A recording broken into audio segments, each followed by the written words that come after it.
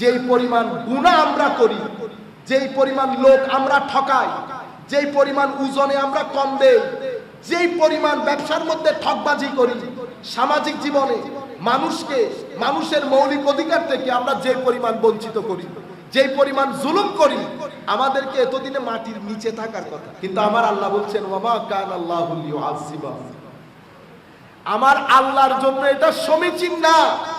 কি সমীচীন না? তো তাদেরকে আযাব দেওয়া। কেন? ওয়া আনতা ফীহিম, ওয়া আনতা হাবিব, আপনি এমন অবস্থায় যখন আপনি তাদের মধ্যে অবস্থান করেন, আপনার উপস্থিতিতে আযাব দেওয়া আমি আল্লাহর জন্য সমীচীন না। একটা বিষয়। আর একটা বিষয় হচ্ছে ওয়ামা কানাল্লাহু মুআযিবাহুম ওয়া হুম ইস্তাগফিরুন, আমার আল্লাহর জন্য আযাব দেওয়া সমীচীন না। তখন যখন তারা আল্লাহর দরবারে ইস্তেগফার করে। কি করে? ইস্তেগফার। ইস্তেগফার মানে শুধু মুখে আস্তাগফিরুল্লাহ আস্তাগফিরুল্লাহ পড়া না। ইস্তেগফার এটার পার্ট তিনটা। কয়টা পার্ট? এটা তিন জায়গা থেকে বের হয়। মুখ দিয়ে ইস্তেগফার ডেলিভারি হয়, আস্তাগফিরুল্লাহ আস্তাগফিরুল্লাহ আস্তাগফিরুল্লাহ, এটা ডেলিভারি হচ্ছে।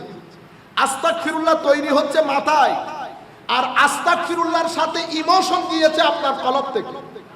কলব, আকল, জবান, তিনটা জিনিস যখন একাকার হয়ে ইস্তেগফার হয়, তখন এটা ভিজে উঠে। এটা ভিজে উঠে। হায়া থাকে, লজ্জা থাকে, ভয় থাকে আল্লাহর দরবারে। আপনি যখন আল্লাহর দরবারে ক্ষমা প্রার্থনা করেন, কাদের ক্ষমা? আমাদের। আমরা ইস্তেগফার করলে কিছু আসবে আর যাবে। ইনাদের ইস্তেগফার। কাদের ইস্তেগফার? এই দারুল হুদা দরবারে যিনি শায়িত আছেন, দরবারে মাইজবান্ডারে যারা শায়িত আছেন, হুজুর শেরে বাংলা রহমতুল্লাহ আলাইহির মতো আলেমে রব্বানীদের ইস্তেগফারের কারণে আমরা বেঁচে আছি।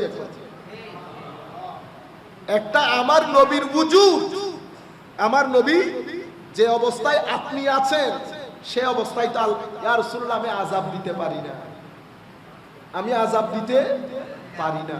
তো যার ওসিলায় জমিনের মধ্যে আল্লাহ আযাব দেয় না, সেটা আপনার মতো হয়ে গেল, সেটা আপনার মতো হয়ে গেল। এখন আপনি যদি বলেন উনি কিয়ামতের দিন ফেল ফেল করে তাকিয়ে থাকবে, ও ভাই কিয়ামত বাদ দেন, জমিনের মধ্যে আযাব আসে না নবী দোজাহানের কারণে, আর আপনি বলছেন উনি কিছুই করতে পারবে না। আপনারা বুঝতে পেরেছেন? শানে নবুওয়াতে মুহাম্মাদি বুঝার জন্য নবুওয়াত বুঝা বড় জরুরি। নবুওয়াত বুঝা বড়। এটা কোন নবী? এত মোহাব্বত কেন মাওলা? আমার আল্লাহ বলছেন কেউ ছিল না, শুধু আমি ছিলাম। আমাকে ডাকারও কেউ ছিল না, আমার মোহাব্বতেরও কেউ ছিল না, আমার প্রশংসারও কেউ ছিল না।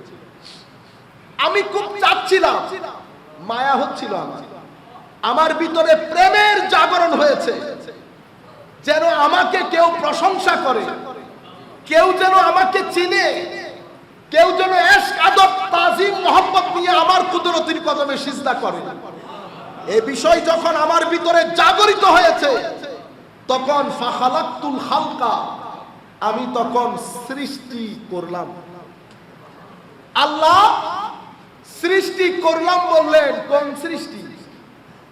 জমিন, আসমান, চন্দ্র, সূর্য, আদম, লৌহ কলম, কোন সৃষ্টি করলেন? জিন, ইনসান, কোনটা? এটা রহস্য রয়ে গেল। এখনো পর্যন্ত সৃষ্টির কাছে রহস্য। প্রথম পৃথিবীতে প্রথম সৃষ্টির মধ্যে কোনটা ছিল? বিজ্ঞান, দার্শনিক সবার মুখে একই প্রশ্ন, what was the first creation ever created by Allah Almighty? How Allah subhanahu wa ta'ala opened the door of creation? আল্লাহ সৃষ্টির গোড়াপত্তন কিভাবে করলেন? দেখেন, আমার নবীকে এই প্রশ্ন হযরত জাবের করেছে। সবার ভিতরে তো ইন্টারেস্ট আছে জিজ্ঞেস করেছে, হুজুর আল্লাহ প্রথম কোন জিনিস সৃষ্টি করেছেন? এখানে আমার আল্লাহ বলছেন হাদিসে কুদসির মধ্যে কুনতু কানজাম মাখফিয়া, রহস্য, আমি ছাড়া কেউ ছিল না। মানে আল্লাহ বাদে স্রষ্টার সৃষ্টির কোন সৃষ্টি ছিল না, তখন আপনি কাকে দিয়ে সৃষ্টির গোড়াপত্তন করেছেন? আমার নবী বলছে, জাবের, সর্বপ্রথম আল্লাহ তোমার নবীর নূর দিয়ে সৃষ্টির ওপেনিং করেছে। তোমার নবীর নূর দিয়ে সৃষ্টির ওপেনিং করেছে। তাইলে আল্লাহ মোহাব্বত, মোহাব্বতের বহিঃপ্রকাশ, আল্লাহর প্রশংসা কীর্তন করার জন্য, আল্লাহকে চিনার জন্য, আল্লাহর ইবাদতের জন্য। ওয়ামা খালাকতুল জিন্না ওয়াল ইনসা ইল্লা, অসংখ্য মুফাসসিরিনে কেরাম বলেছেন লিয়াবুদুন মানে লিয়ারিফুন, আমাকে চেনার জন্য, আরেফ হওয়ার জন্য। আমি আমার এই মোহাব্বত, আমার এই তুমুল মোহাব্বত নিয়ে সৃষ্টির গোড়াপত্তন করেছি আমার নবীর নূর সৃষ্টি করার মাধ্যমে। তাইলে সৃষ্টি হয়েছে নবী, নবী প্রথম আল্লাহর প্রশংসা করেছেন, আল্লাহর দরবারে নিজেকে সঁপে দিয়েছেন। কোরআনে পাকের মধ্যে আমার নবী সেটা কোরআনের আয়াতের মধ্যে বলেছেন, কুল ইন্না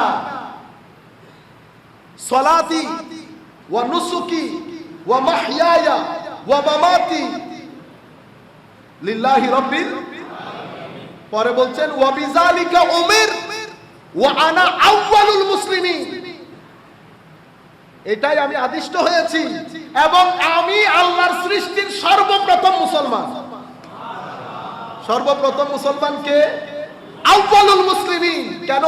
কারণ সৃষ্টি যেহেতু প্রথমে হয়েছে, মুসলমানও আমার নবী প্রথম। রুয়ে জমিনের মধ্যে প্রথম মুসলমান আমার নবী। তো আল্লাহর প্রশংসা এবং আল্লাহর মোহাব্বত আমার নবী করেছেন, হামেদ হয়েছেন, আহমদ হয়েছেন। যেহেতু প্রশংসা নবী করেছেন, আহমদ, আমার নবীকে মোহাব্বত দিয়ে আল্লাহ এমন ভাবে তৈরি করেছেন, নবী আল্লাহর মোহাব্বত, আল্লাহর প্রশংসার মাজহার বানিয়েছেন আমার নবীকে। সেই কারণে নিজে নাম দিয়েছেন মুহাম্মদ। কি নাম দিয়েছেন? মুহাম্মদ। তো এই যে নূর দিয়ে আমার নবীর শুরু, আমার নবীর সৃষ্টির দুইটা ডাইমেনশন আছে, দুইটা পর্যায়। প্রথম পর্যায়কে বলে জুহুরে খিলকাতে নূরানিয়াতে মুস্তাফা। আমার নবীর সৃষ্টির প্রথম পর্যায় হচ্ছে আমার নবীর নূরের সৃষ্টি, নূরের। আর আমার নবীর সৃষ্টির দ্বিতীয় পর্যায় হচ্ছে জুহুরে বাশারিয়াতে মুস্তাফা। সৃষ্টির দ্বিতীয় পর্যায় কোনটা? যখন আমার নবী মা আমেনার ঘরে 12ই রবিউল আউয়াল তশরিফ এনেছেন, এটা হচ্ছে বাশারিয়াতে মুস্তাফার বেলাদত বা জুহুর প্রকাশ হয়েছে আমার নবী। বুঝতে পেরেছেন আপনারা? তো সৃষ্টির মধ্যে আমার নবী আলমে নূরানিয়তের মধ্যে আল্লাহর প্রশংসা তুলে ধরেছেন যিনি, তিনি আমাদের নবী। আমার আল্লাহ নিজে নাম দিয়েছেন আহমদ। কি নাম দিয়েছেন? আহমদ। আর দুনিয়ার মধ্যে যখন বাশারিয়াতের জুহুর হয়েছে, নাম হয়ে গেছে মুহাম্মদ। হামদুদ থেকে বের হচ্ছে না, হামদুদ থেকে আলহামদু বলেন না, লিল্লাহ, সমস্ত প্রশংসা আল্লাহ। আমার নবীর এই দুই নামের মূল অক্ষর কিন্তু হামদুল। কি জিনিস? হামদুন, মুহাম্মাদুন। তো যার প্রশংসা বারবার করা হয়, মওলা উনার প্রশংসা করলে আপনার কি লাভ? যতবার তুমি নবীকে মুহাম্মদ বলবা, মুহাম্মাদের মাধ্যমে আমার যে প্রশংসা হবে, সেই প্রশংসা কুল কায়নাত করতে পারবে না। মানে নবী হচ্ছে আল্লাহর প্রশংসার মূল প্রজেক্ট, মূল প্রজেক্ট, এটা প্যাকেজ।